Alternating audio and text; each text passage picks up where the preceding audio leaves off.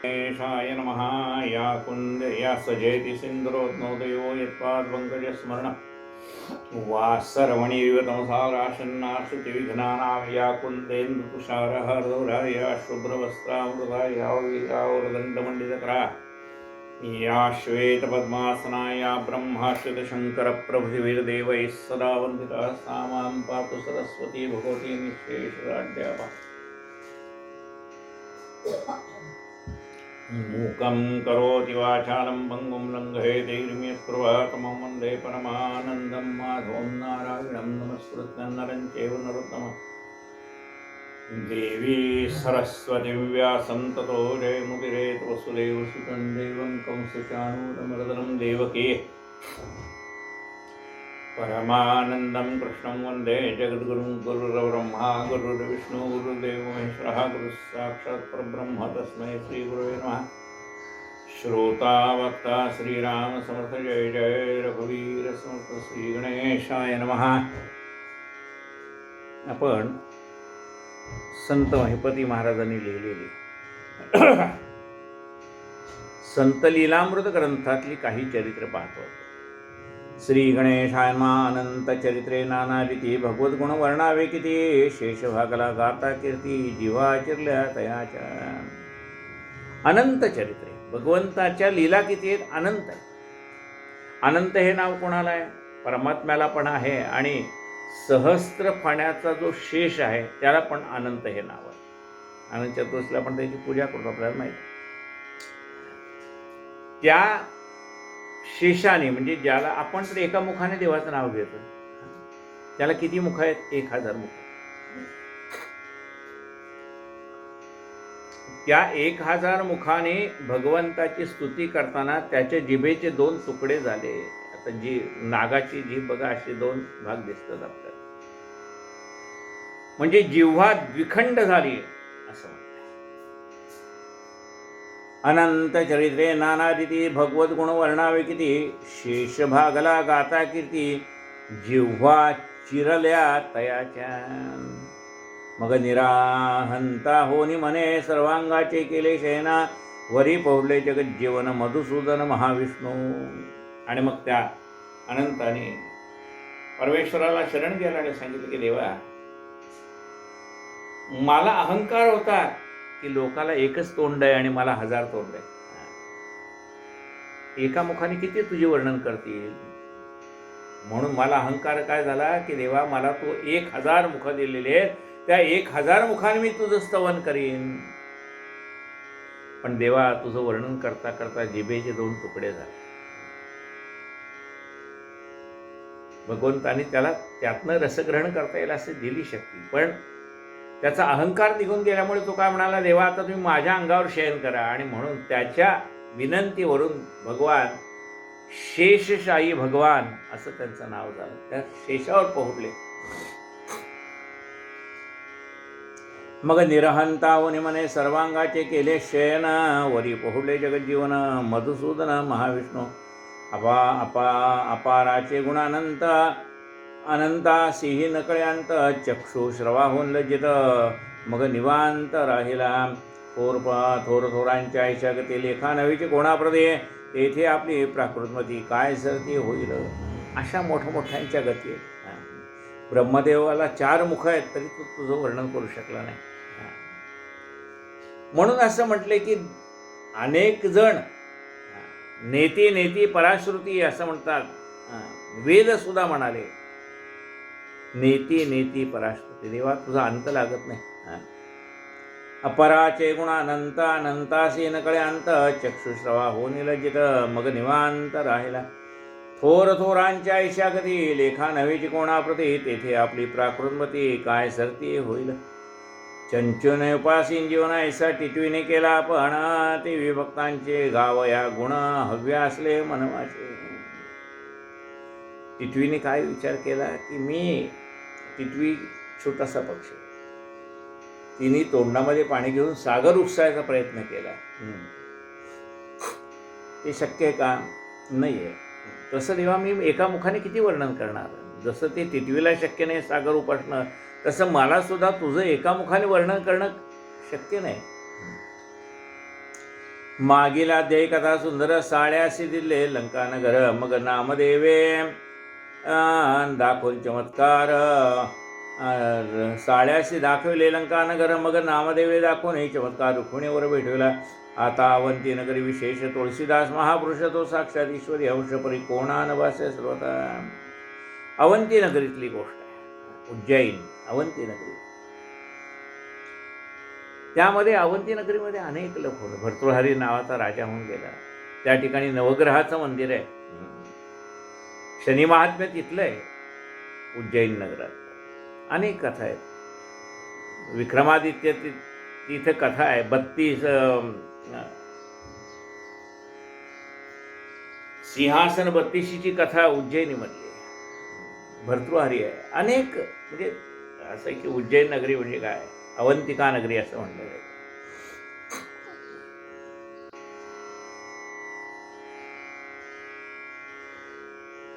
त्या ठिकाणी तुलसीदास म्हणून एक संत सत्पुरुष होऊन गेले. आता ते म्हणजे प्रत्यक्ष भगवंताचा अवतार, लोकांना ओळखता येत नाही. परमात्माचा अंश म्हणून संत कोणाचे अंश आहेत? देवाचे अंश आहेत. पण संतांना आपण ओळखू शकत नाही. जसं गजानन महाराजांना ओळखण्याचं भाग्य त्या पितांबराला लाभलं नाही तर काय कळलं असतं. तर कीर्तनकारांनी सांगितलं की अरे हा हिरा आला आहे, त्याचा तुम्ही सांभाळ करा. त्याला ओळखणारा आला तर, नाही तर बाकीच्यांना काय कळणार आहे.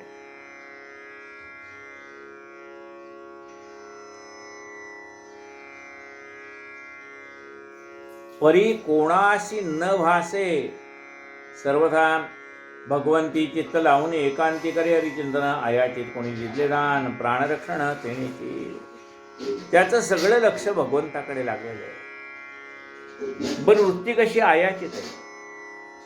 कोणी काही दिलं तर खायचं आहे, नाही दिलं तर उपाशी राहायचं. त्याला आयाचित वृत्ती म्हणते. अयाचित कोणी दिले दान प्राणरक्षण तेणीची. उत्तम वस्त्रे आले जर तरी ते न ठेवी अंगावर अमंगळ शरीर दिसेवर पंथ अघोर लोक म्हणती. उत्तम वस्त्र त्याला कोणी दिली तर तो दुसऱ्याला देऊन टाकायचा. याच्या अंगावर पुन्हा अमंगलच वस्त्र. देखो म्हणते आज व्यंजन नेणो यातीचा आहे कोण राजा रंकाणी देईन तत्समान तयासी.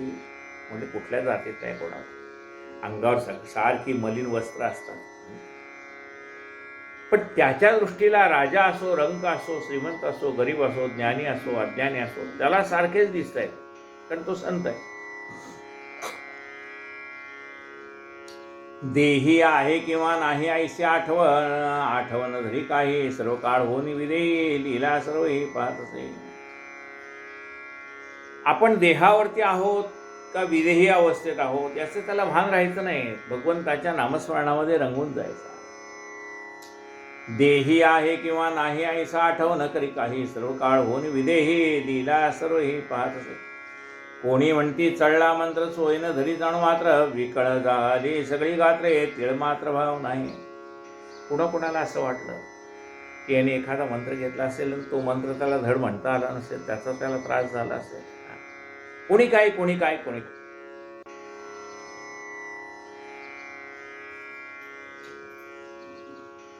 सोपे मंत्र आहेत. काय रामकृष्ण हरी सोपा मंत्र आहे. श्रीराम जय राम जय जय राम सोपा मंत्र आहे. पण काही मंत्र कठीण आहेत. ते त्या स्वरातच म्हणावे लागतात. त्याचं आरोह अवरोह या पद्धतीने ते म्हणावे लागतात. आणि ते गुरुकडून शिकून घेतले तर उपयोग आहे. स्वतःच काहीतरी वाचायचं, कुठं तरी टी व्हीवर ऐकायचं, कुठतरी ह्याच्यावर ऐकायचं आणि ते म्हणायला जायचं. गुरुशिवाय ज्ञान नाही. ते नुसतं ऐकून आणि हे करून ज्ञान येत नाही. ते गुरुमुखात नाही यावं लागतं. आपले उच्चार कुठं चुकत आहेत ते कोण सांगेल? गुरु सांगेल. तुम्ही आपलं ते कानात घालणार आणि आता मी त्याच्यासारखा म्हणतो. अरे बा तुझं चुकलं तर तुला कोण सांगेल? म्हणजे आपल्याला जे शिकायचं आहे ना ते गुरुमुखात आलं पाहिजे. म्हणजे गुरुमुखात का आपण जे म्हणतोय त्याच्यामध्ये काही ह्रस्व दीर्घाची काही चूक आहे का? आरोहा अवरोहाची काही चूक आहे का? कोण सांगेल? गुरु सांगतील. अरे बा तुझं इथं चुकतोय, तू असं म्हणू नको.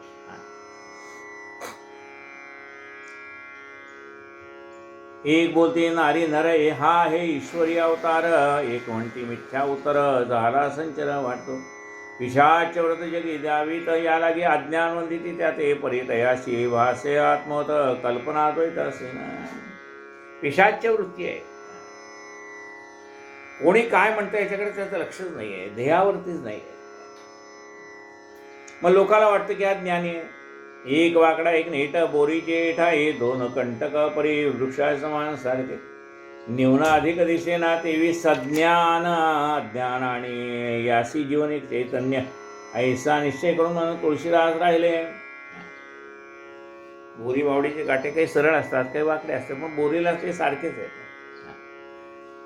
त्यामुळे सज्जन असो दुर्जन असो, ज्ञानी असो अज्ञानी असो, गरीब असो श्रीमंत असो, या तुलसीदासाच्या दृष्टीला सगळे परमात्मा स्वरूपच दिसत आहेत, कारण सगळ्यांच्यामध्ये असणारे चैतन्य एकच आहे.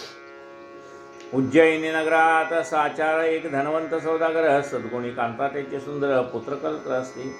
या उज्जैन नगरामध्ये अवंती नगरामध्ये एक धनवंत व्यापारी होता. त्याची पत्नी सुंदर होती, त्याला मुलं बाळ होती. सर्वाठाई असे मान्यता तो कन्यारत्न प्रसवली कन्या कांता तिचे लावण्य दृष्टी पाहता विस्मित चित्ती जन होती.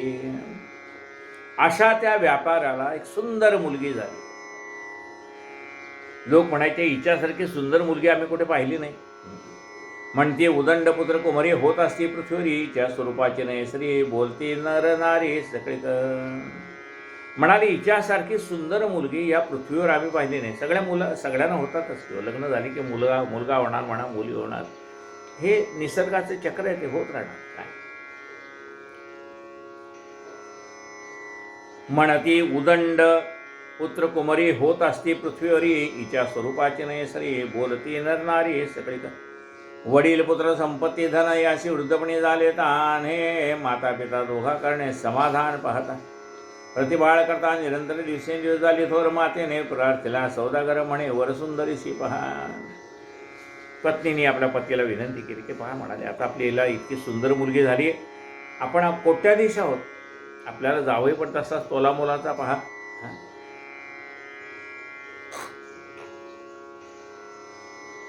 हा एकूण एकांते ज्योतरा पाचाल इष्टमित्र म्हणते वधू प्रतिमेचा वर पहा सत्वर जाऊन. मग चितार्याशी बोलावून कन्यारत्न दाविले नैने म्हणे हिचे अवयव पाहुणे चित्र रेखून द्या. तिने उताची पाहुणे आशा पत्री होतीला ती तटजा म्हणे ती वर पहावायचा तुमच्या विश्वासा आम्ही हवं. अश्वसेविका आणि रथ वाटकरची दिली भोत इष्टमित्र आणि आप्त वर पाहत चालले. गौतपुरे पाहिली त्याने परी स्वरूप सुंदर न दिसे कोणी म्हणती आता नाही आला नाही आला कोणी काय जाऊन सांगावे. सुलक्षण लावण्य रूप होती कोठे जन्मली आमा होती क्षणवासिंडर परिदिशी वरद तिज प्रती मिळेना. मग व्यापाऱ्याने एका चित्रकाराकडून तिचं सुंदर चित्र काढून घेतलं आणि मध्यस्थ होता त्याला सांगितलं ही शिबिका म्हणजे हे पालखी घे, याच्यामध्ये बैस, काय वाट खर्ची लागेल ती घे, तुला लागेल तो खर्च कर, पण मला जावई मात्र सुंदर पाहिजे. 6 महिने याने शोधलं पण मुलगा काही म्हणजे तिच्या तोला मोलाचा तिच्या सौंदर्याला शोभेल असा काही वर त्याला भेटला नाही.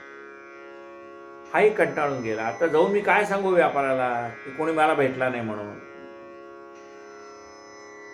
बहुत पुरे पाहिजे त्याने परी स्वरूपे न सुंदर सुंदर स्वरूपे सुंदर न दिसे कोणी म्हणते आता याला म्हणते आता नाही आला कोणी जाऊन सांगावे काय जाऊन सांगावे सुलक्षण लावण्य रूप होती. परी कोठे जन्मया माव होती क्षणवासिंडलो परी निश्चिती वरती जप्रती मिळेना ऐसा उद्वे करता नित्य बराणपुरा आली चित्र तेथेही बहु सावकार होते रे अशी बात विचारती उकलून जावी. चित्रटसा म्हणती जोडा पाहिजे ऐसा असेल तरी जावी कैसा तुमचे विश्वासा नातोडो. बराणपूरला आले, इथे व्यापारी होते, त्याला सांगितलं पहा एखादा तुमच्या व्यापाऱ्यामध्ये असा या मुलीला शोभेल असा मुलगा आहे का. तेथे एक होता सौदागर तयासी एकची कन्या एक पुत्र रूपे लावण्य बहु सुंदर परी एकाचे नेत्रपुत्राचे त्याने इष्टमित्रा प्रतिबंधरास एकांते म्हणे ऐसे वधू गुणांची आली पुत्राशी आमच्या परी नेत्र एकची त्या कारणे याशी उपाय करावा. कवण म्हणते आमचे वचन ऐकाल तरी सांगतो तुमची कन्या लावण्य राशी पुरुषाचे सोंग द्यावे तिशी ते दाखवून पुढा येतासी निश्चय लग्नाशी करावा कळी करून एकमत फुटवून द्यावी मात घालवेल करून लग्नात एकाक्षा ते भिडून या परी समापत्र करून कन्येसले विधी वरभूषणे मग पुढा येतापाशी जाऊन काय वचन बोलते आमचे गावीचा सौदागर 32 लक्षणे त्याचा कुमार तुम्ही प्रमाण आणले चित्र त्या योग्य वर तो होय ते म्हणतीन वाटे विश्वास मुला आणून दाखवा आमास ऐसे कोणी मूर्खास पण मुलास माणसे नारीचा पुरुष केला त्याने तो आणला जाविला नाही पुढा इथं संतोषले म्हणे म्हणते धन्यजन्य पैयाची. आता त्या बऱ्हाणपूर गावामध्ये एक श्रीमंत व्यापारी होता. त्याला एक मुलगा होता. ती मुलगी सुंदर होती. एक मुलगा होता पण त्याला एक डोळा नव्हता. एकच डोळा होता आणि मुलगी सुंदर होती दिसायला. मग त्या व्यापाऱ्याने काय केलं त्या मध्यस्थाला सांगितलं बघ तुला भरपूर पैसे देतो तू काय कर माझ्या मुलीला पुरुषाचा वेश परिधान करायला सांगतो आणि तू जाऊन सांग की हा मुलगा आहे सुंदर याच्याशी लग्न करायचं आहे तुमच्या मुलीचं. आणि प्रत्यक्ष लग्नाच्या वेळेला मी काय करीन मुलीच्या ऐवजी माझ्या ज्याला एकच डोळा आहे त्या माझ्या मुलाला पुढं करीन. पुढे बांधलेलं असतं हार बीर घातलेले असतात. तेव्हा म्हणाले त्याला काहीतरी असं युक्ती करीन की प्रत्यक्ष बोहल्यावरती माझ्या मुलाला उभा करीन आणि त्याने एकदा माळ घातली की विषय संपून जाईल. म्हणाले पुढचं पुढं काय आहे ते बघू आणि तुला भरपूर मध्यस्थाला म्हणाले तुला भरपूर द्रव्य देईन. त्यामुळे तो मध्यस्थ आला. त्याने सांगितलं की बाबा आम्ही तुमच्या मुलीसाठी सुंदर स्थळ पाहिलेलं आहे. बऱ्हाणपूरला एक व्यापारी आहे त्याचा मुलगा छान आहे म्हणाले. नाही म्हणले असा आम्ही शब्दावर विश्वास ठेवत नाही त्या मुलाला तुम्ही घेऊन या.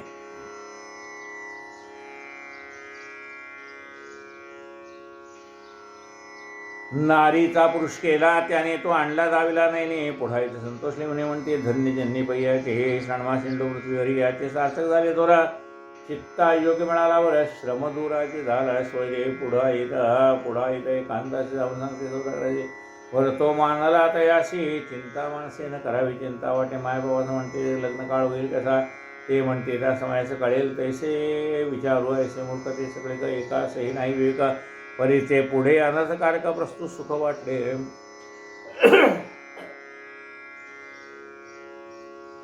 असं सगळी यांनी योजना केली पण हे मूर्ख आहे म्हणजे यांच्याकडे विवेक नाही.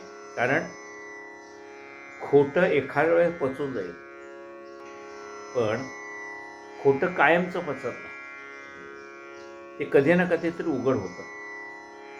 त्यामुळे आज जरी आपण खोटापणा केला मुलीला मुलगा म्हणून जरी दाखवलं तरी प्रत्यक्ष लग्नाच्या वेळेला हा मुलगाच तिला हार घालणार आहे आणि त्या नवऱ्या मुलीला कळेल तिच्या आईवडिलाला कळेल की आपला जावई त्याला एकच डोळा आहे. मुलीला कळेल आपल्या नवऱ्याला एकच डोळा आहे आणि मग जे काही विपरीत होईल त्याला कोण सामोरं जायचं. पण याचा ते विचार करत नाहीत कारण मूर्ख आहेत. सारासार विवेक बुद्धी त्यांच्याजवळ नाही आहे. ते विचार करता आजचा प्रसंग ढकलला म्हणजे ढकलला.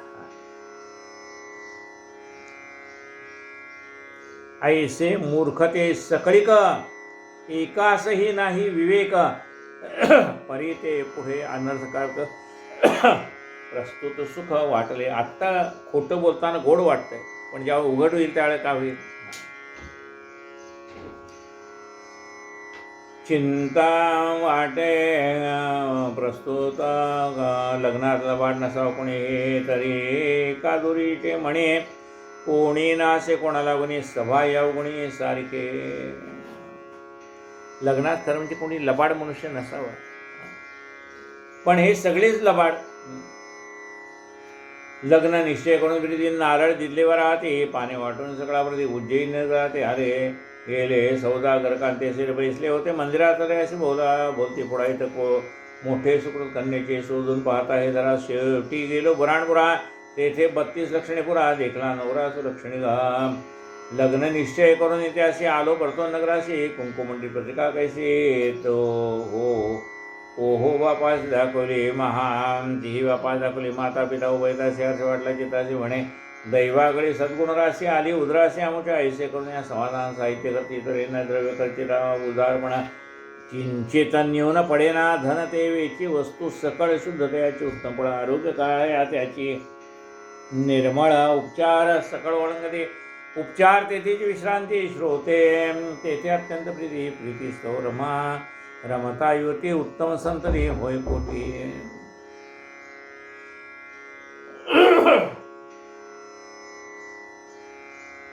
मुलीचे आई वडील आपल्या मुलीचं लग्न होतंय म्हणून त्याच्यामध्ये खर्च करताना हात आखडता घेत नाही, मुक्त हस्ताने खर्च करतात.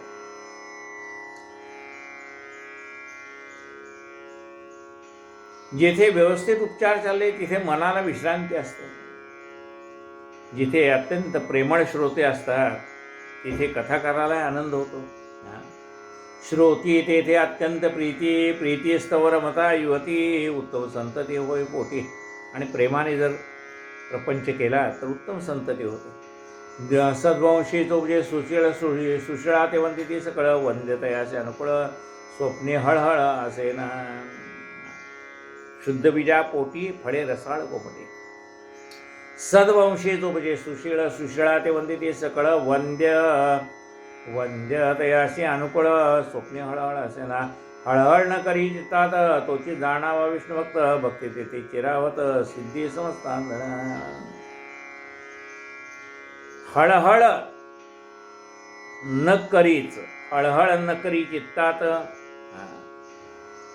ज्याचं मन शांत झालंय हळहळ करत नाही. हळहळ न करी चित्तात तोची जाणावा विष्णुभक्त. विष्णूचा भक्त कुणाला म्हणताय आहे त्यात समाधान मानेल. ठेविले अनंत तैसीची राहावे चित्ती असू द्यावे समाधान. हळहळ न करी चित्तात तोची जाणावा विष्णुभक्त भक्ती तेथे चिरावत सिद्धी समजतांदणा. जिथे भक्ती आहे तिथे सिद्धी आहे. असो ऐशी वाचणे फार उभयता दोघे सौदागराची तेऊन या उदार साहित्य पार केले तिने. रत्न जडीत अलंकार जाण भर जरी वस्त्रे भूषणे हे साहित्य करून वर बापाने लग घेऊन निघाला. हत्ती घोडे शिबिका रथ उंट शकट घेतले जोडी लग्न निघाले असे बोत परी काळजी चित्तात दयाच्या. नगरा समवेता सूत्र सामोरे चालला सौदागर नगरवासी बरोबर मंगलतुरे लावली. आता हा बऱ्हाणपूरचा व्यापारी कसा आलाय पहा.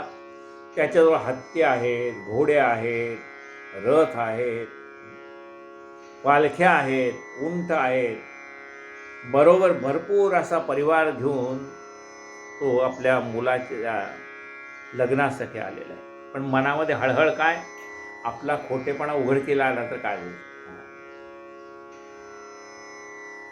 परी काळजी चित्तात तयाच्या नगरासमय पेता सत्वर सामोरा चालला सौदागर नगरवासी बरोबर मंगलतुरे लाविले.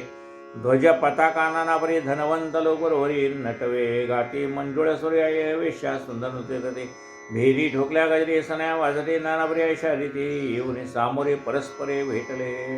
आणि पूर्वीच्या काळी पद्धत अशी होती की वराड आलं की गावाच्या वेशीवरतीच त्यांचं स्वागत करायचं.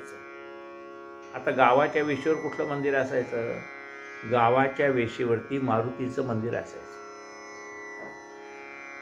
म्हणजे आपली गावाची वेस संपते आणि दुसऱ्या गावाची वेस सुरू होते म्हणून गावाची वेस. म्हणून ती गावाची वेस जिथे संपली सीमा अंत, त्याला काय झालं सीमांत. सीमा जी संपली, सीमेचा अंत झाला म्हणजे गावाची हद्द संपली. गावाची हद्द संपली म्हणजे गावाची सीमा संपली. सीमा काय झालं सीमांत, या सीमेचा अंत झाला. सीमांत म्हणजे इथे सीमा संपली, गावाची हद्द संपली. मग ती जिथे गावाची हद्द संपते तिथे कसायचं मंदिर होतं मारुतीचं. मग तिकडनं वराड आलंय, गावाच्या पलीकडनं वराड आले आणि आपल्या गावात आता शिरणार म्हणजे आपल्या सीमेत प्रवेश करणार. त्या ठिकाणी मारुतीचं मंदिर असायचं. मग त्या आलेल्या वराडाला काय करायचे, त्या मारुतीच्या मंदिरामध्ये उतरवायचे आणि तिथेच त्यांची पूजा करायची. म्हणून काय झालं सीमांत पूजन असा शब्द पडला. काय पडला, सीमांत पूजन म्हणजे सीमेवरती केलेलं पूजन.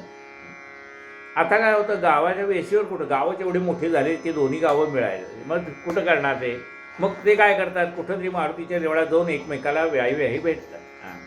मारुतीचं देऊळ नाही भेटलं तर जिथलं कुठलं देऊळ असेल तिथे भेटतं. पण मूळ हेतू काय आहे त्यात, सीमांत पूजन म्हणजे गावाच्या सीमेवरती त्यांचं स्वागत करणं.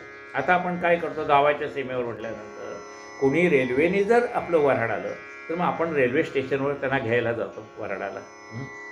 कोणी बसमधनं येणार असतील तर आपण बसस्टॉपवर जातो त्यांना घ्यायला, किंवा त्या गाड्या घेऊन येणार असतील तिकडनं, त्याने स्पेशल गाडी केली म्हणजे बस केलेली आहे. मग त्यांच्या बसेस आल्या की आपण सगळे त्यांना स्वागताला पुढे जातो. ही कालानुरूप झालेला हा बदल आहे. मग आता आपण सीमांत काही राहिलंच नाही. मग आपण काय करतो की ते सीमांत पूजन पूर्वीच्या काळी एक दिवस आधी मंगल कार्यालय ताब्यात घेऊन संध्याकाळच्या वेळेला सीमांत पूजन व्हायचं. म्हणजे जो विधी तिथे करायचा सीमेच्या वेशीवरती, तो आता कुठं व्हायला लागला? मंगल कार्यालयात. म्हणून त्याला काय म्हटलंय? सीमांत पूजन.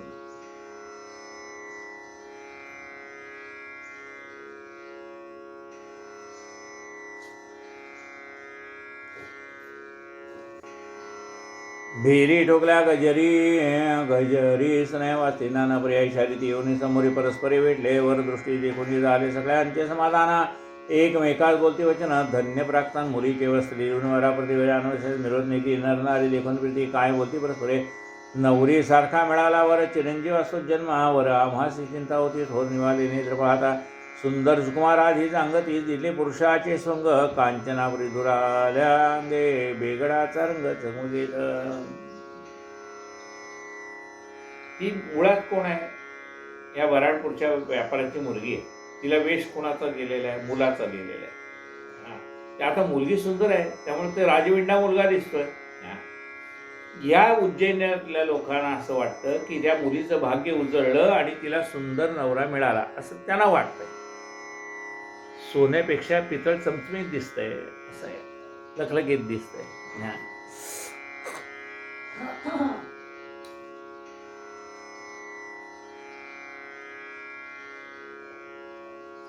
सुंदर सुकुमार आधीच अंगती दिले पुरुषाचे सोंग, कांचना परीस दुरल्यांगे बेगडाचा रंग झगमगीत. मुनीश्वरापरीस जाण एकनिष्ठ दिसे बकाचे ध्याना, चैत्र मासीचे पडता ऊन शुक्तिका तेथे चमकती. मुनीश्वरा परीस जाण एकनिष्ठ दिसे बकाचे ध्यान. मुनी ध्यान लावून बसतात, पण त्याच्यापेक्षा ध्यान कुणाचं चांगलं आहे म्हणलं? बगळा नावाचा पक्षी आहे, तो पाण्यामध्ये उभा राहून ध्यान करतो, म्हणजे असा शांत उभा राहतो. आता माशांना काय वाटतं? हा कुठला तरी साधू आहे का काय, कोणाला ध्यान लावून बसलाय, म्हणून सगळे मासे त्याच्याजवळ येतात आणि मासे जवळ येण्याचीच तो वाट पाहत असतो. याचं बकत ध्यान असं म्हणलेलं आहे. म्हणजे सगळं लक्ष कुठे ध्यानावर नाही, त्या ध्यानाच्या निमित्ताने जवळ येणारी जी माणसं आहेत त्यांना कसं लुटायचं आहे त्याला म्हणतात बकत ध्यान. कसं हाय बकत ध्यान? म्हणजे तो मासा जवळ आला की तो बघा त्या माशाला खाऊन टाकतो, म्हणून त्याला बकत ध्यान म्हटलंय. काय म्हटलंय पहा? मुनीश्वरा परीस जाण एकनिष्ठ दिसे बकाचे ध्यान, चैत्र मासीचे पडता ऊन शुक्तिका तेथे चमकते. चैत्र मासामध्ये पडणारं जे ऊन आहे तेथं काय होतं? समुद्राच्या बाजूला शिंपल्या येऊन पडलेल्या असतात. त्या शिंपल्यावरती हे चैत्र मासाचं ऊन पडल्यानंतर असं वाटतं की तिथं चांदीचा सडाच पडलाय. चैत्र मासी जे पडतावून शुक्तिका तेथे चमकते, खऱ्या होणे विशेषात्कार सोंगाचा आयुर्भाव दिसे बार. टीव्ही नारीचा केला नर दशगुणे सुंदर तो, खऱ्यापेक्षा खोट्याला जास्ती महत्व येतं. असो या परी वा बापाने जानवशाने वनी घातले, लग्न देव प्रतिष्ठा हळदी लावणे झाली, भोजने सकाळ्यांचे अस्तमान जाता, तमारी रुखवत घातले नाना बरे, वरा सांडले मंडपात द्वारी, वाद्य गजरे करून या ओम पुण्या म्हणता ब्राह्मण देवा संदीपाती विष्णा, ऐशा समय जाण एकाक्षी करो आणून उभा करो, ऐसी घालमेल करू पाहत वरी अवंती कर चतुर बहुत, प्रकाश करून लखलखीत सभोवते उभे असते, मंगलाष्टके म्हणून ब्राह्मण ओम पुन्हा लावले लग्न, मंगलवार देवाची जाण वाटली पाणी सगळ्याची, वराची माता पिता दोन्ही चिंता तुर आपले म्हणे म्हणते, मूर्खाची गोष्ट ऐकून केली करणी परी बुद्धीने होता नाश तो अनुभव पावला मास, कैसे जाती जीवा चार चित्ती नवस कलविले, रात्र समय होता जाण मंडपी बसले, मूर्ख विषण सभापत्र करती मागो ते ना एकचे बोलणे सकळाने, प्रातःकाळ होता जे बाहे करवल्याशी सांगे वर हो, करवल्याशी सांगे ओहो माय, उठणे लावून लिहिलं आहे वधूवर दोघे नहाणावे, नवरिया कडील होता येरा एकता झाला चिंता तोर, त्यांचे मित्र होते इतर त्याशी निरोप धडला, लगबगे बहुभाषी येऊनी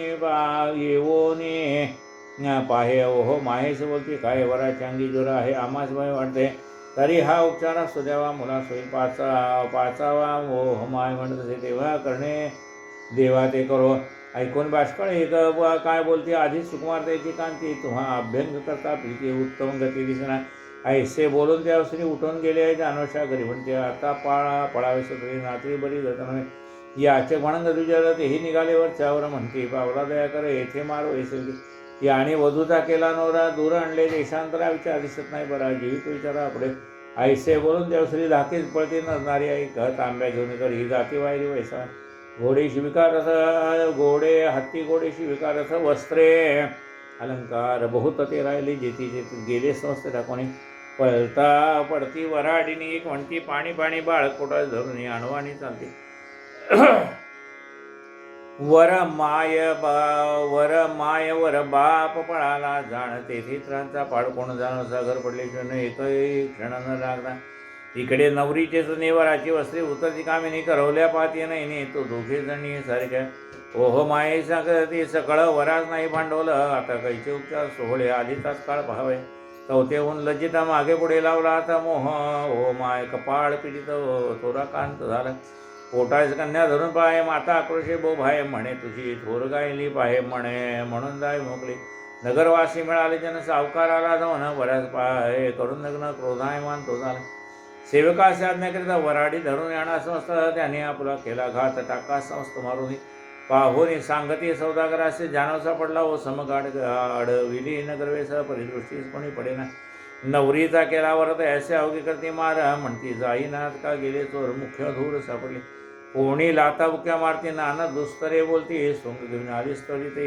काय नेणसी नेणती मारे आहेस त्रिविध जनबलत्या रीती नाना दुरुत्रे बोलते दोन्ही भागी एकत्र असते मग संतती केवीकडे एकमेकात बोलते कोणी बहुवर पाहिले याने जो का अत्यंत विचक्षणे ते लंबस्थानी पडत असे एक बोलते पण उद्धट सौदागरा पांचट का श्वास रुपयाची नीट भांडवल कट असावे आपली हानी जगाची मर्मर तो होण्याला प्रकार करणे देखून सौदागर बडवी दूर आपला वराचे सोंग घेतले वरी त्याशी विटंबती नानावरी पाच पाठ काढून श्री घरावरी वैसले नगर वासी पोरे समस्त शेणमार करते बोलत ती नाट्य रुदन करते तुझी पत्ती सांगावी सावकार म्हणे सेवकाशी नगराबाहेर घालून जीवे मारावे बापराशी अज्ञातयाशी करतसे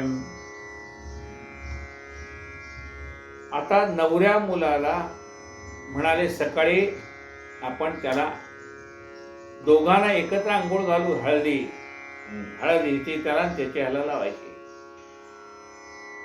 सभा मंडपामध्ये ह्या दोघांना आंघोळ घालू म्हणून त्या नवऱ्या मुलाला ऍक्च्युअली ती नवरी मुलगीच आहे तिला आणलंय सकाळी ज्या वेळेला वस्त्र बदलायची वेळ आली की आता आंघोळीचे कपडे घालायचे अंगावर त्यावेळेला लक्षात आलं की हा मुलगा नसून मुलगी आहे आता इकडे ज्यांनी मुलाचा वेश परिधान केलेला आहे त्यांच्या ठिकाणी बोलणं चालणं सुरू होतं की अरे आता काय होईल हे सगळं आता उघड पडेल आपला खोटेपणा उघड पडेल हे त्यांचं आई वडिलांचं चाललेलं बोलणं बाकी त्यांचं चाललेलं बोलणं त्यांच्याबरोबर आलेल्या वराडकरांना हे काहीच माहीत नसतं याने खोटेपणा केलाय ते त्यांना ही गोष्ट कळते की अरे हे सगळं खोटेपणा आहे मग ते आलेले वराडी पळून जातात हत्ती गेले घोडे गेले सगळे जे चालत आले होते ते चालत सगळं जानवसा रिकामा झाला ही गोष्ट या उज्जैनच्या व्यापाऱ्याला माहित नाही की सगळं वराड पळून गेलं रात्रीतल्या रात्री पळून जातात कारण उघड झालं तर आपल्याला मार मिळेल सकाळी जायला यांची ही गोष्ट लक्षात येते आंघोळीच्या वेळेला की हे मुलगा नसून मुलगी आहे मग त्या मुलीला ते मारतात की तुला काही कळत नाही का तू एवढी मोठी झाली असती जरी आई वडिलांनी खोटेपणा केला तर तू त्याला कशाला मान्यता दिली असते म्हणले हिला गाढवावर बसवा आणि हिला गावाच्या वेशीच्या बाहेर नेऊन मारून टाका अशी आज्ञा करतो व्यापारी असं तर त्या मुलीचा काय दोष आहे आई वडिलांचे अब्रू राखण्यासाठी तिने काही केलं असेल पण ते त्या पापाचा सहभागी म्हणून तिला ती शिक्षा भोगावी लागते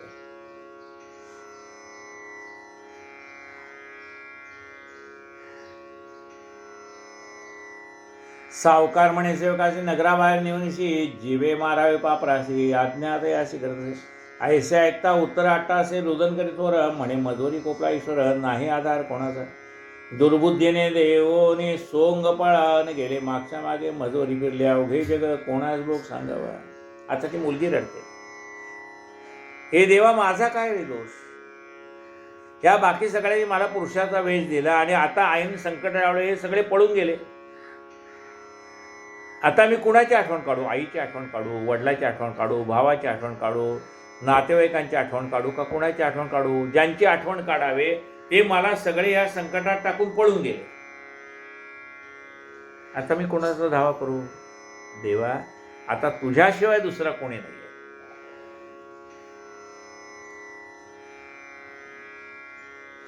ऐसे ऐकता उतर अट्टासे रुदन करी येत थोर म्हणे मजोरी कोपला ईश्वर नाही आधार कोणाचा. दुर्बुद्धीने देवून सोंग पळून गेले मागच्या मागे मजोरी फिरली अवघे जग कोणास भोग सांगावा. मी कुमार बाळ पाही दुःखाचा वारा देखला नाही, पूर्वकर्म ओढवले काही सर्वथा तेही कळेना. माता पित्या वाचून मज तो दुसरा नाही धनी, तीही दिले मोकलोनी जीव रक्षोनी आपला. मग म्हणे आपल्या मनात कीर्तने बोलते साधू संत संकटे आठवताना माणसा पावे त्वरित भक्तासे. ऐसा विवेक करून बरवा मग अट्टासे करी जावा म्हणे सकळ देवांच्या देवा पावे केशवा लवला आहे. मग तिने विचार केला की सगळे जग जरी आपल्याला सोडून गेलं तरी आपल्याला सोडणार नाही तो कोण, परमात्मा. आणि म्हणून तिने भगवंताचा धावा सुरू केला. ऐसा विवेक करून बरवा मग अट्टासे करी धावा म्हणे सकळ देवाच्या देवा पावे केशवा लवला आहे. मी दीनानाथ कुमारी, मी दीनानाथ कुमारी, कुमारी ब्रह्मांड कोसळले मधुरी तू दीननाथ कै भक्त कैवारी. पाव सत्वरी मजदेवा पृथ्वी पाहता दोंडोन मग अपंगिता नाही कोणी. तू अनाथनाथ चक्रवाणी बोलती जनी संत साधू तो ते साचकी लटकी वार्ता हे मी नेण हे तो मी नेणे सर्वथा सन्निध काळ पातला आता काय अनंता करू मी. देवा तू सत्वर धावून येतोस असं मी कथेमध्ये ऐकलंय, ते खरं आहे का खोटं आहे मला माहीत नाही. पण आता मला तुझ्याशिवाय दुसरं कोण आहे. ऐसा धावा करून देणे भावा ते बाहे निरवाणे जैसी हरणीचे पाडस्थाने फासा येऊन पडत. आधी सुकुमार कांती सुंदर पद्मासारखे विशाल नेत्र नर नारी वैसोनी उपवर दृष्टीवरी पाहती म्हणते देवी विचित्र गती. ऐसी सुकुमारीची कांती आता भोगोनी नाना विपती मरणांती पावेला. वरोनी शेणवार करती खरावरी वैसून मिरवित नेती तो 30 पावला वैकुंठपती कैसा रीती आहे का. आता तिचा धावा देवाने ऐकला. आता देव तिला कशी मदत करतात ते पाहूया.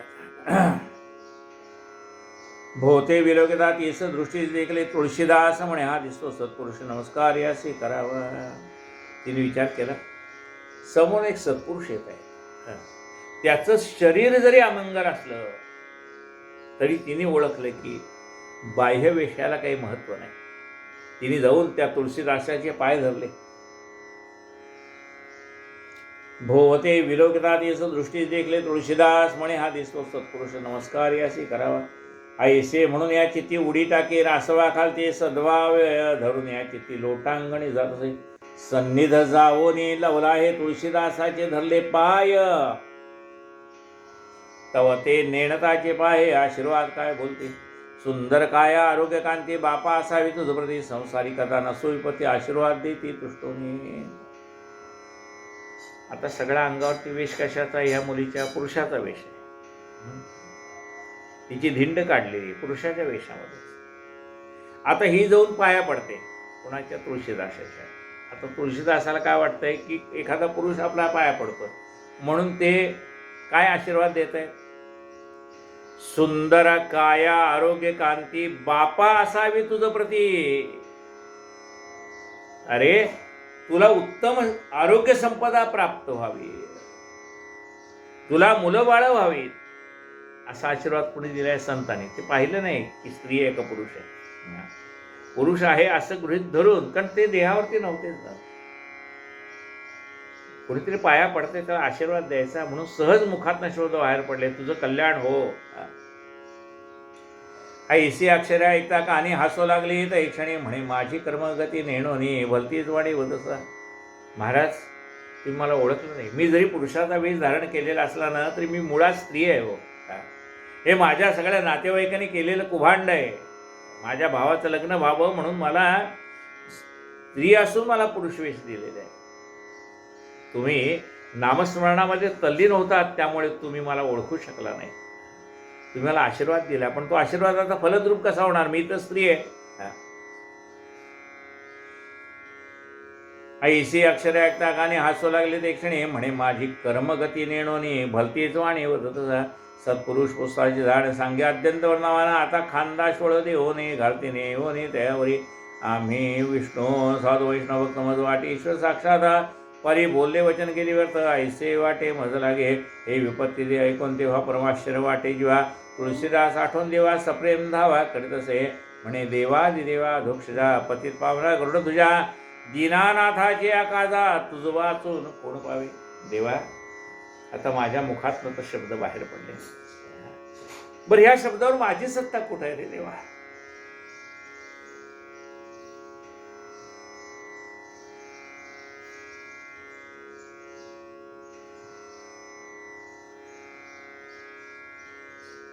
तुळशीदास म्हणतात देवा माझ्या मुखातनं बाहेर पडणाऱ्या प्रत्येक शब्दावर तुझी सत्ता आहे.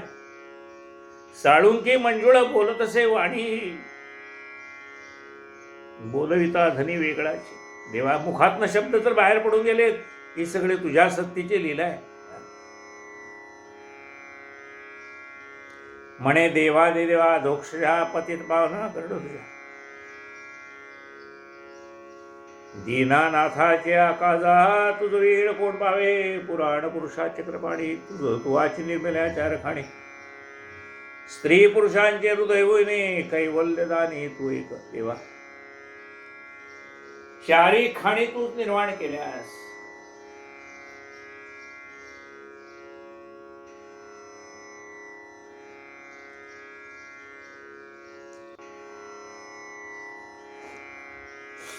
तुवाच निर्मिल्या चारी खाणी स्त्री पुरुषांचे हृदय होणे कैवल्यदानी तू एक. स्त्री असो पुरुष असो त्या दोघांच्याही हृदयामध्ये तूच वास करतोस ना देवा. स्त्री पुरुषांचे हृदय भोने कैवल्यदानी तू एक. तरी कृपेने रुक्मिणीकांता स्त्रियेचा पुरुष करी आता घडीत दाखवे समजता दे मान्यता वचनासे. देवा आता माझ्या मुखातनं शब्द बाहेर पडलाय. हा पुरुष आहे असं गृहीत धरून शब्द बाहेर पडलेला आहे.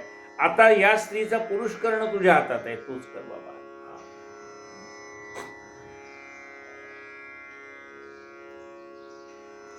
तरी कृपेने रुक्मिणीकांता स्त्रियेचा पुरुष करी आता घडीत दाखवी समजता दे मान्यता वचनासी. अघटित असं होणं शक्य आहे का? कठीण आहे. हे सगळं अतर्क्य आहे, अघटित आहे. पण देवा तुला काय कठीण आहे? दे मान्यता वचनासी वचन भक्ताचे निषेधी असे ते ओनिधी कल्पांते तात्काळ पाळटले तिची वृत्ती पुरुषाकृती येत असे. आता भक्ताच्या मुखातनं बाहेर पडलेला शब्द त्याला कमीपणा येऊ नये अशी देवाला काळजी असते.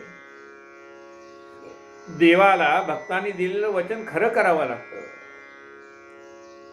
तिच्या स्त्री देहामध्ये हळूहळू पालट होत चालला. तिला पुरुषाकृती येत चालली.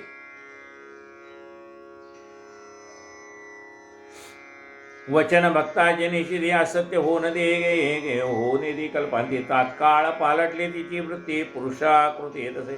वस्त्राड कामसदन तात्काळ निघाले वृषण सत्वेत इंद्रिय थरथरी जाण पुरुष तरुण झाला. मग म्हणे तुळशीदास आता पावला जगन्निवास मनगटी धरून त्यास मग पाठीशी घातलं. तुळशीदासने ओळखलं या स्त्रीचं पुरुषामध्ये रूपांतर झालेलं आहे. मग त्याच्या मनगटाला धरलं तुळशीदासाने. पायी म्हणते दक्षिणी तुळशी घालतो या लागून स्त्रीचा पुरुष आला होणे म्हणून धनी कोपेल समर्थ कोपला आहे जासे तो तुम्ही घालता पाठीचे काय सामर्थ्य आहे तुम्हापाशी हे आम्हास कळेना. अहो हिने पुरुषाचा वेश घेतला, ही पुरुष नाही. तुम्ही काय म्हणता हा पुरुष आहे म्हणून? आणि भलत्या माणसाला तुम्ही पाठीशी घालू नका. अहो याला सोळावर द्यायला आम्ही घेऊन चाललोय. या मुलीला तिने पुरुषाचा वेश घेतला म्हणून आम्ही सोळावर द्यायला निघालोय. समर्थ कोपला आहे ज्याचे तो तुम्ही घातला पाठीसे, काय सामर्थ्य तुम्हापाशी आम्हास कळेना. तुळशीदास म्हणे त्याला गुणी तुम्ही साक्षात पहा नाही, स्त्री असली तरी जा घेऊन वस्त्र सोडून पहा तरी त्याचा आवेश न मान्या माये पोटी निजवडे पूजा पेटी म्हणे झोंबी घ्यावी उठावटी असेल जेठी तरी आणा. वस्त्रात घालून पाहते तो चेतना झाली, इंद्रियाप्रती आश्चर्य वाटे सगळा चित्ती म्हणती ईश्वरी गती कळेना. जाऊन सत्र सांगते सावकारा तो येऊन पाहे त्या अवसरा म्हणे व्यर्थ विटंबला नवरा खेद करी म्हणून येऊन पाहतो तो खरंच पुरुष आहे. अरे अरे म्हणजे आपण जावयाची अवहेलना केली असं त्याला वाटलं. ओह माय तात्काळ येऊन पाहे तव पालटले चिन्ह मग करीत निंबलोण म्हणे भाग्यधन्य कन्येचे हत्ती घोडे रंवर तात्काळ आणविला सावकारे वाद्ये लागली मंगलतुरे वाटी शर्करा घरोघरी. मग हत्ती आणले, घोडे आणले, पालख्या आणल्या, या नवऱ्या मुलाला वाजत गाजत घरी नेलेले. म्हणून तो माझ्या मुलीचं भाग्य आहे की जिला स्त्रीला वेश देऊन आणलं होतं, तिचा पुरुष केला ह्या तुळशीदासाने. हत्ती घोडे राहूवर तात्काळ आणलेला सावकारे वाद्ये लागली मंगलतुरे वाटी शर्करा घरोघरी. सावकार म्हणे जामाता गजार उडवावे आता खेद काही न करावा चित्ता मंडपाचला आताचे. तुळशीदास देवश्री पुन्हा मागता नमस्कार करी म्हणे स्वामीच्या दर्शनी झाले दैन्यदुरी पळाले आनंदी उत्सवी मिरवित वरास नेले मंडपात वराड पळून गेले होते ते त्वरित आणवले. नवल वाटले माय बापास स्त्रीचा कैसा झाला पुरुष एक म्हणते नवल कायसे महिमा विशेष साधूचा. वराड पळून गेलो तर त्यांना सन्मानाने परत बोलवले. त्या मुलगी तिच्या आईवडिलाला वाटायला लागल्या अरे आपण तर मुलगीला पुरुषाला विजय करतात, तिचा मुलगा कसा झाला. म्हणजे हे सगळं साधूच्या शब्दाचं महत्व. नवल वाटले माय बापाचा स्त्रीचा कैसा झाला पुरुष एक म्हणते नवल कायसे महिमा विशेष साधूचा. सकळ वराडते अवसरी आणविले जानवशा घरी 16 करोनी दिवस चारी सकळ वराडी घडवले. सौदागर धनवंत वराचे आंधण बहुत देत वधू घेऊन सांगा ते वराड समस्त निघाले. सवी घेऊन पुत्र सून सौदागर प्रश्न दिले आशीर्वचन ते आले म्हणून पुढते. तईपासून तुळशीदास प्रसिद्ध झाले लोकांस म्हणत्या साक्षात जगदीश मनुष्यवेश अवतरला. आणि जेव्हा ह्या सत्पुरुषाचं वचन परमात्मा खरा करतो हे पाहिल्यावरती सगळे तुळशीदासाच्या भजनी लागले. तईपासून तुळशीदास प्रसिद्ध झाले लोकांसा म्हणत्या साक्षात जगदीश मनुष्यवेश अवतरला. ओहळासारखे गंगा आप परी जनाचे हरिता पापताप तैसे ईश्वर संत ईश्वराचे रूप चित्ती विकल्प न करावा. मनामध्ये विकल्प धरू हे तुळशीदास म्हणजे ज्यांनी तुळशीरामायण लिहिलं ते नाही, एवढं लक्षात घ्यायला पाहिजे. नावासारखी नावं असतात. तईपासून तुळशीदास प्रसिद्ध झाले लोकांस म्हणते साक्षात जगदीश मनुष्यवेश अवतरला. ओळासारखे गंगा आप पारी जनाचे हरिताप तैसे संत ईश्वराचे रूप चित्ती विकल्प न धरावा. संत चरित्राती सुरस हे हाची जाणावा सुधारस आवडीने वाढिता श्रोत्यास विष्णुदास महिपती. आवडीने वाढिता श्रोत्यास विष्णुदास महिपती. स्वस्ती श्री संत लीलामृत ग्रंथ श्रवणेची कृती मनोरथ प्रेमळ स्वभावयुक्त 19 गोडा श्रीकृष्णार्पणमस्तु. श्री कृष्ण गोविंद हरे मुरारे. हे नाथ नारायण वासुदेव. श्री कृष्ण गोविंद हरे मुरारे. हे नाथ नारायण वासुदेव. श्री कृष्ण गोविंद हरे मुरारे. हे नाथ नारायण वासुदेव. गोपाळ कृष्ण भगवान की जय. आरती पंढरीश प्रभूची कमल जपती विठ्ठलाची. ठेविले चरण विटेवरती सावळी घनश्याम मूर्ती. गळ्यामध्ये पुष्पहार रुळती फुले त्यावरी वैजयंती. लाजला पंचबाण जासी. लाजला पंचबाण जासी. असे ते वदन कमल समनयन हरपले भान पाहताची उभी ही माय अनाथांची आरती पंढरीश प्रभूची कमल जपती विठ्ठलाची कटीला पीतांबर कशिला कस्तुरी तिलक भव्य भला मितीना बिरगुलाला दर्शना संत संग आला जल्लरी टाळ वाजताना जल्लरी टाळ वाजताना नाचती भक्त प्रेम अत्यंत गुंतले चित्त हरी पायी गुंतले चित्त हरी पायी गणूला पाव विठाबाई आरती पंढरीश प्रभूची कमल जापती विठ्ठलाची सद्गुरु गजानन महाराज की जय कुंडलिक वरदा हरि विठ्ठल श्री ज्ञानदेव तुकाराम पंढरीनाथ भगवान की जय माऊली ज्ञानेश्वर महाराज की जय जगद्गुरु संत तुकाराम महाराज की जय जय जय रघुवीर समर्थ।